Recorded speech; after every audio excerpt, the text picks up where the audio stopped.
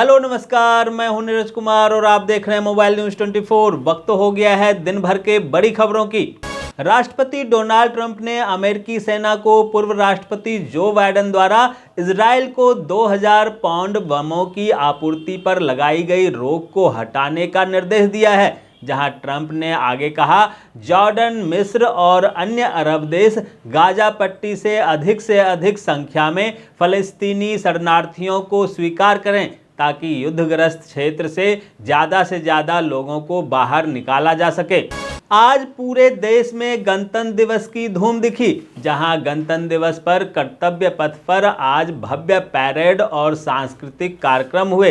वहीं कर्तव्य पथ पर गणतंत्र दिवस पैरेड में कई राज्यों और मंत्रालयों की झांकियां भी दिखी, जबकि पैरेड में भारत की उपलब्धियों और प्रगति का भी प्रदर्शन किया गया। जहां प्रधानमंत्री नरेंद्र मोदी सुबह कर्तव्य पथ पर पहुंचे और राष्ट्रपति द्रौपदी मुर्मू और भारत के मेहमान इंडोनेशियाई राष्ट्रपति प्रोबो सुबियांतो दोनों का स्वागत किया। 76वें गणतंत्र दिवस के खास मौके पर पहली बार प्रधानमंत्री नरेंद्र मोदी सरकार ने किसी आदिवासी राजा को दिल्ली में पैरेड देखने के लिए बुलाया, जहां केरल के मन्नान समुदाय के राजा रमन राज मन्नन गणतंत्र दिवस समारोह में शामिल होने पहली बार इंडिया गेट कर्तव्य पथ पर पहुंचे। वहीं उन्होंने समारोह के बाद अपनी खुशी का इजहार किया। आज से 75 साल पहले 1950 में भारत के पहले गणतंत्र दिवस समारोह में भी इंडोनेशिया के पहले राष्ट्रपति सुकर्नो मुख्य अतिथि के रूप में शामिल हुए थे। वहीं आज 75 साल बाद फिर से इंडोनेशिया के राष्ट्रपति प्रोबो सुबियांतो इस साल की औपचारिक पैरेड में मुख्य अतिथि बने। साथ ही इंडोनेशियाई सेना के एक मार्चिंग दल और एक बैंड दल भी पैरेड में हिस्सा लिया। रक्षा मंत्री राजनाथ सिंह ने नई दिल्ली में वीर गाथा 4 के सुपर 100 विजेताओं की प्रशंसा की और उन्हें देश का भविष्य बताया। इन 100 विजेताओं में से 66 बालिकाएं हैं जो देश के विभिन्न हिस्सों से आई हैं। अभिनंदन समारोह के दौरान प्रत्येक विजेताओं को 10,000 रुपये नगद पुरस्कार और एक पदक तथा प्रमाण पत्र प्रदान किया गया।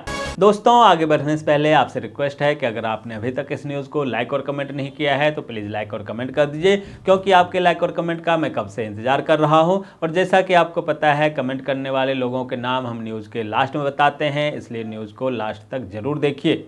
शैक्षणिक संस्थान फिटजी कोचिंग सेंटर के कई ब्रांच बंद होने पर संस्थान ने आज 13 पॉइंट में अपना बयान जारी किया और कहा कि उसने अपने स्तर पर किसी भी सेंटर को बंद करने का फैसला नहीं किया है। सेंटर के मैनेजमेंट, साझेदार और उनकी कुछ टीम अचानक पीछे हट गई, जिस कारण कुछ सेंटरों पर ऐसी स्थिति का सामना करना पड़ा। कंपनी के अधिकारी सभी स्थानों पर परिचालन को फिर से शुरू करने में जुटी हुई है। महाकुंभ में आज गणतंत्र दिवस के अवसर पर 64 लाख श्रद्धालुओं ने किया स्नान। भीड़ देखने मौनी अमावस्या तक मेला क्षेत्र में वाहन का प्रवेश पर लगाया गया रोक। हालांकि आवश्यक वस्तुओं से संबंधित वाहनों और साधु संतों के वाहनों को प्रवेश की अनुमति रहेगी, मगर ऐसे साधु संत के वाहन ही मेले में जाएंगे जो वहां रह रहे हैं। साथ ही मीडिया कर्मी को भी वाहन ले जाने की अनुमति होगी। बिहार के गया में उद्योगपति अनिल अंबानी ने विष्णुपद मंदिर में अपने पितरों के मोक्ष की प्राप्ति को लेकर पिंडदान किया। अनिल अंबानी के साथ उनके 2 बेटे और पत्नी टीना अंबानी भी मौजूद थी। पंजाब की विरासत भी आज कर्तव्य पथ पर गणतंत्र दिवस पैरेड के दौरान दिखाई दिया, जहां 3 साल बाद पंजाब की झांकी गणतंत्र दिवस पैरेड में शामिल हुई। इस मौके पर राज्य की समृद्धि, विरासत और संस्कृति का प्रदर्शन किया गया। झांकी में ग्रामीण पंजाब की झलक, पारंपरिक हस्तशिल्प, संगीत और सूफी संत बाबा शेख फरीद को श्रद्धांजलि शामिल थी। हरियाणा के ऊर्जा और परिवहन मंत्री अनिल विज अक्सर अपने अलग अलग अंदाज के कारण जाने जाते हैं, जहां 76वें गणतंत्र दिवस पर अनिल विज ने जमकर डांस किया। उन्होंने अंबाला छावनी के एसडी कॉलेज में झंडा फहराया। इस दौरान उन्होंने लोगों के साथ जमकर भांगड़ा डांस किया। उत्तराखंड निकाय चुनाव 2025 के नतीजे आ गए हैं, जहां देहरादून नगर निगम में भाजपा ने लगातार चौथी बार जीत हासिल की। भाजपा के सौरभ थपतियाल ने कांग्रेस के प्रत्याशी को हराया। हालांकि सौरभ की जीत के कई फैक्टर रहे, लेकिन इस जीत में पीएम नरेंद्र मोदी और सीएम पुष्कर सिंह धामी की रैली का अहम योगदान रहा।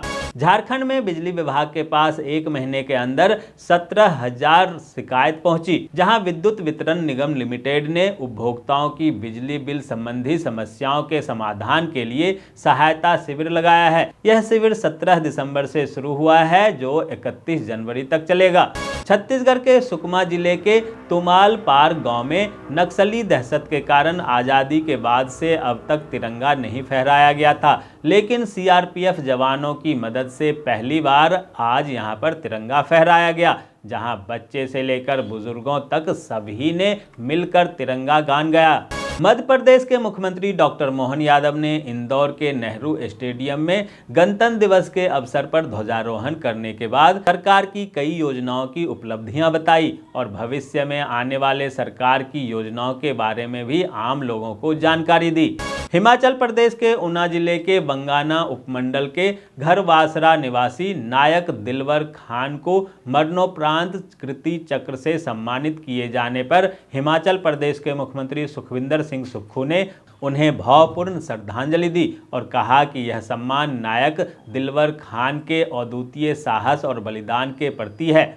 जम्मू कश्मीर में गणतंत्र दिवस के अवसर पर पुंछ जिले में नियंत्रण रेखा पार कर घुसपैठ करने वाले एक पाकिस्तानी घुसपैठिए को गिरफ्तार किया गया। पुलिस ने शनिवार देर रात करीब 11:30 बजे सलोत्री सीमावर्ती गांव से मोहम्मद यासिर फैज को हिरासत में लिया और उससे पूछताछ की जा रही है।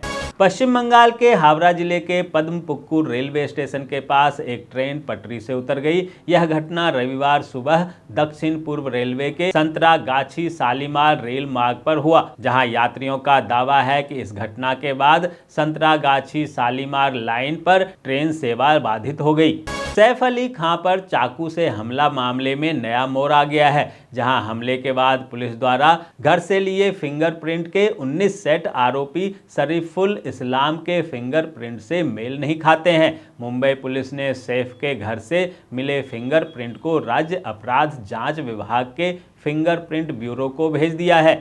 गुजरात में 76वें गणतंत्र दिवस के अवसर पर गुजरात के राज्यपाल आचार्य देवव्रत ने मुख्यमंत्री भूपेंद्र पटेल के साथ रविवार को अहमदाबाद में राष्ट्रीय ध्वज फहराया। गुजरात के तापी जिले के टिटवा में गणतंत्र दिवस समारोह मनाया गया। राजस्थान में एक बार फिर से ठंड का असर बढ़ता दिख रहा है, जहां बीते दिन कई शहरों में न्यूनतम तापमान 5 डिग्री सेल्सियस से नीचे दर्ज किया गया। हालांकि प्रदेश में पश्चिमी हवाओं का प्रभाव 29-30 जनवरी से शुरू होगा, जिससे दिन और रात के तापमान में बढ़ोतरी होगी। रेलवे रिक्रूटमेंट सेल की ओर से ईस्टर्न सेंट्रल रेलवे में अप्रेंटिस के बम्पर पदों पर भर्ती निकली है। उम्मीदवार आधिकारिक वेबसाइट ecr.indianrailway.gov.in पर 14 फरवरी तक आवेदन कर सकते हैं। दोस्तों, मैं देख पा रहा हूँ कि आप में से बहुत सारे लोगों ने इस न्यूज़ को लाइक किया है और कमेंट भी किया है, लेकिन अभी भी कुछ लोग बाकी हैं जिन्होंने न्यूज़ को लाइक और कमेंट नहीं किया है। उनसे भी आग्रह है कि प्लीज़ प्लीज़ प्लीज़ वे भी न्यूज़ को लाइक कर दें, कमेंट कर दें, साथ में शेयर भी कर दें। तो ये थी दिन भर की बड़ी खबरें। ऐसे ही खबरों से अपडेट रहने के लिए चैनल को सब्सक्राइब कीजिए, नोटिफिकेशन बेल को दबाइए, वीडियो को लाइक कीजिए और ज़्यादा से ज़्यादा शेयर कीजिए, ताकि आप और आपके जानने वाले रह सकें देश और दुनिया के तमाम खबरों से अपडेट।